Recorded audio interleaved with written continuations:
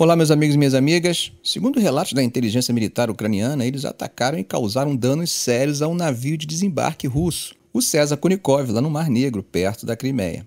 E não foi qualquer ataque, não. Foi com drones navais que, pelo jeito, acertaram o lado do navio, provocando buracos críticos que começaram a fazer o navio afundar. O César Kunikov, para quem não está por dentro, é um daqueles grandes navios de desembarque, parte do projeto 775, que pode levar 87 membros da tripulação. E olha, esse navio já viu ação em vários conflitos, incluindo na Síria, Geórgia e na própria Ucrânia. Os blogueiros militares russos, que sempre soltam informações desses incidentes antes mesmo de serem confirmados oficialmente, o que, como sempre digo no canal, principalmente em tempos de guerra, deve ser recebido com cautela, também falaram desses ataques ao César Kunikov. Se isso tudo for confirmado, esse seria o segundo grande golpe desse mês contra um navio de guerra russo operando no Mar Negro. No começo do mês, uns drones ucranianos, os Magura V-5, atingiram o corveta russo Ivanovets com um ataque noturno bem sofisticado, mostrando que a frota russa no Mar Negro está bem vulnerável a esses veículos navais não tripulados.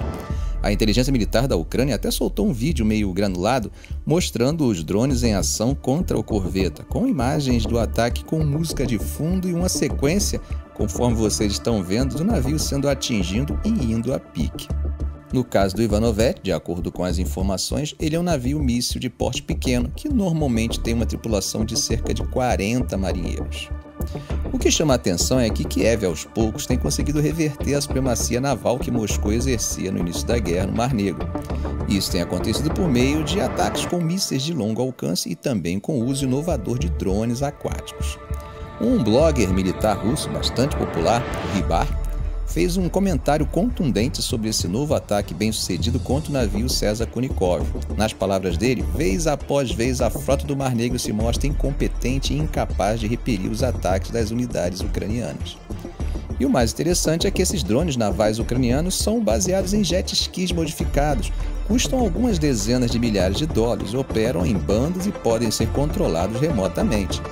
O vídeo divulgado pelo Ministério da Defesa ucraniano mostra uma seleção ao vivo das imagens capturadas pelos drones, incluindo o momento do impacto. Por fim, a Ucrânia informou que ambos os ataques foram realizados por uma unidade especial chamada Grupo 13, que é especializada em guerra naval não tripulada. Então fica evidente que os ucranianos vêm desenvolvendo e aperfeiçoando táticas inovadoras que estão surpreendendo os russos. E a frota do Mar Negro tem ficado cada vez mais fragilizada e com dificuldade de se adaptar às mudanças na mesma velocidade que a pequena marinha ucraniana tem feito. Isso não é torcida, isso são fatos verificáveis. Mas o urso, metáfora que já foi usada justamente para destacar a capacidade terrestre da Rússia em contraposição à capacidade naval da Inglaterra, que nessa mesma metáfora é conhecida como baleia, tá? Então, mostrando sua capacidade terrestre, o urso tem lançado mais ataques contra o território ucraniano. Dessa vez, o alvo foi a cidade de Selidov, localizada na região leste de Donetsk. Bom, de acordo com autoridades ucranianas, a Rússia realizou vários ataques com mísseis contra Selidov durante a madrugada, matando 3 civis, ferindo uma dúzia e danificando um hospital local e vários apartamentos residenciais. Entre as vítimas fatais estaria uma criança. O governador de Donetsk, Vadim Filashkin, informou que 100 pacientes tiveram que ser retirados às pressas do hospital danificado e transferidos para outras cidades próximas. Ele publicou um vídeo mostrando as janelas estouradas, paredes destruídas e escombros dentro do que parecia ser a ala atingida da unidade de saúde. Pacientes idosos estão sentados ou deitados em macas no meio dos destroços. Outro míssil atingiu um prédio residencial de 5 andares, destruindo vários apartamentos e ferindo pelo menos 4 pessoas, incluindo 2 crianças. As informações ainda não foram verificadas de forma independente, e o Ministério da Defesa russo também não se pronunciou sobre o ocorrido até o momento. As duas nações alegam que seus bombardeios aéreos, muitas vezes longe da linha de frente, têm como objetivo destruir infraestrutura críticas de energia, militares e de transporte. Segundo autoridades ucranianas, Selidov, que antes da guerra tinha cerca de 24 mil habitantes, vem sofrendo com ataques aéreos russos mais intensos nas últimas semanas. E a região de Donetsk, que hoje tem 57% de seu território ocupado pela Rússia, está na linha de frente desse conflito desde 2014, quando os separatistas apoiados por Moscou tomaram a capital regional de mesmo nome, além de outras cidades. Mudando um pouco de tema, outro assunto que está chamando a atenção é uma reportagem feita pelo The Guardian sobre as relações entre universidades ocidentais e a produção bélica do Irã. A notícia fala da colaboração acadêmica preocupante entre universidades do Reino Unido, Austrália e Estados Unidos. Trata-se da Universidade de Tecnologia de Sharif, em Teherã, que está sob sanções financeiras internacionais e é conhecida por seus estreitos vínculos com as Forças Armadas do país. Essa pesquisa conjunta foi descrita por um especialista em segurança como tendo aplicações militares diretas, enquanto outro analista a classificou como potencialmente muito perigosa. Sabe-se que drones de fabricação iraniana já foram responsáveis por uma série de ataques letais na Ucrânia e em conflitos no Oriente Médio. Seu desenvolvimento é prioridade máxima do governo em Teherã. A reportagem não encontrou evidência de que a pesquisa viole alguma sanção ou lei. Ela foi publicada em 2023 pelo Instituto de Engenheiros Eletricistas e Eletrônicos, uma plataforma global de estudos revisados por pares. O artigo examinava o uso de veículos aéreos não tripulados em redes sem fio e como hubs de comunicação. De acordo com Conor Reilly, diretor de pesquisas governamentais do IPVM, site americano focado em tecnologia de segurança, há implicações diretas da tecnologia apresentada nesse artigo para uso militar. Entre elas, a capacidade de estabelecer novos canais de comunicação quando um adversário implanta interferência, o que é diretamente relevante para a guerra de drones na Ucrânia. Como destacou o professor Robert Kzuda, da Universidade de Tloz, na Polônia, essa pesquisa em colaboração com a Universidade Sharif do Irã tem potencial de ser muito perigosa. Veja o que ele diz. Não é uma boa ideia para nenhuma universidade se envolver nesse tipo de projeto. Afinal, qualquer sistema relacionado a comunicações ou repetição de sinais poderia facilmente ter aplicação militar. A questão foi coautorada por pesquisadores da Universidade de Southampton, da Universidade de Nova Gales do Sul, em Sydney, da Universidade de Houston e da própria Sharif, em Teherã. Entre as agências de fomento listadas estão conselhos de pesquisa financiados por governos do Reino Unido, da União Europeia e da Austrália. Vale lembrar que a Sharif University está sujeita a sanções financeiras impostas pela União Europeia e Reino Unido, além de ter um alto funcionário sancionado individualmente pelos Estados Unidos. De acordo com o relatório do Instituto de Washington, a velocidade com que o Irã desenvolveu seu programa de drones se deveu em parte ao apoio em pesquisa da Sharif. Inclusive, dispositivos de navegação giroscópica desenvolvidos lá foram fundamentais para aumentar o alcance e a precisão desses veículos aéreos não tripulados iranianos. E como sabemos, drones made in Irã se tornaram onipresentes em campos de batalha mundo afora nos últimos 5 anos, alterando a natureza da guerra moderna. Foram responsáveis por ataques na Ucrânia, Síria, Iraque, Arábia Saudita e contra embarcações no Mar Vermelho. Amigos, autoridades dos Estados Unidos afirmam que os drones utilizados no ataque a uma base americana na Jordânia em janeiro, que matou 3 soldados e feriu mais de 40, foi fabricado pelo Irã. Sabe-se que o Irã costuma se aproveitar estrategicamente do conhecimento de acadêmicos nacionais e estrangeiros para fortalecer suas prioridades de segurança. Um decreto governamental de 2021 teria até convocado por mais colaborações com departamentos universitários nacionais e internacionais.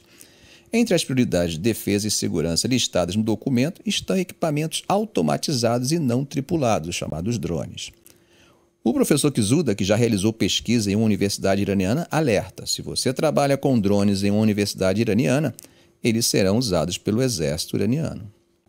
Nos últimos anos, governos ao redor do mundo lançaram iniciativas para bloquear ou dificultar colaborações acadêmicas internacionais que poderiam ajudar a avançar o programa de drones do Irã.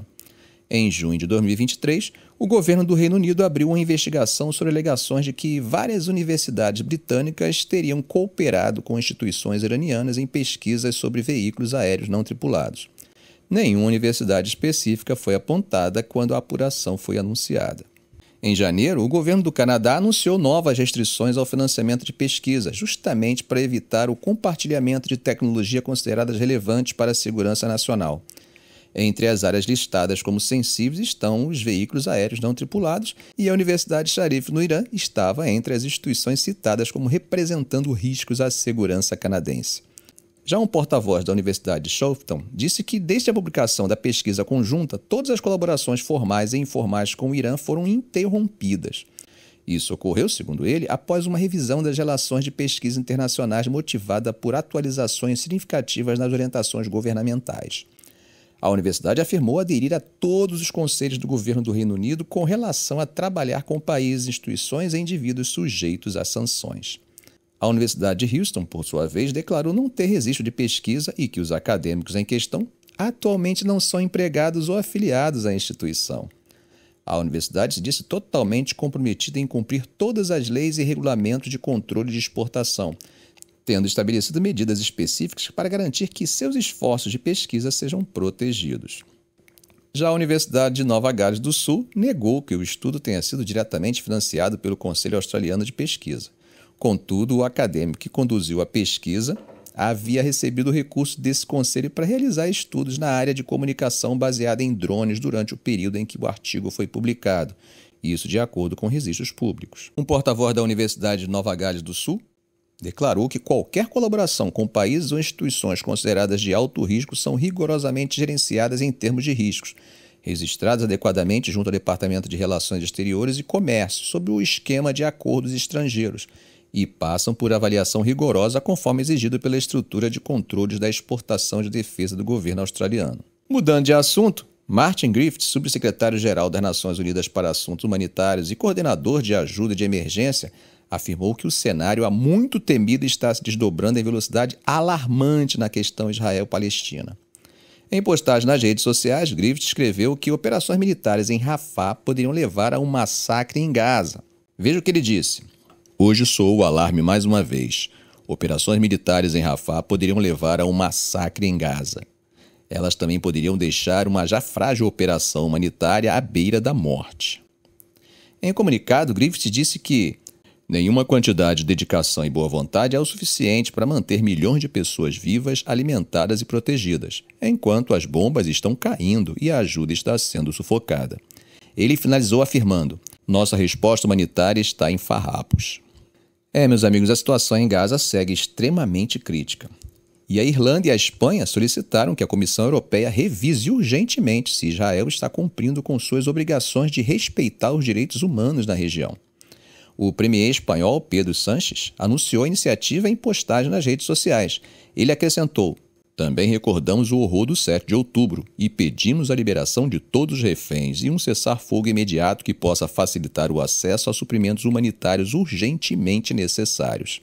Isso aconteceu após o ministro irlandês Leo Varadkar dizer na última terça que Israel não está ouvindo nenhum país no mundo, inclusive os Estados Unidos, e se tornou cego pela raiva.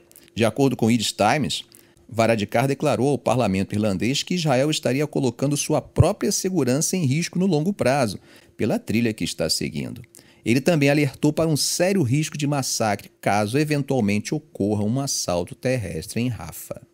Ficamos por aqui. Se esse vídeo foi útil a você, faça um comentário, compartilhe em suas redes sociais, dê um like. E é claro, se ainda não for inscrito, inscreva-se no canal e ative o sininho.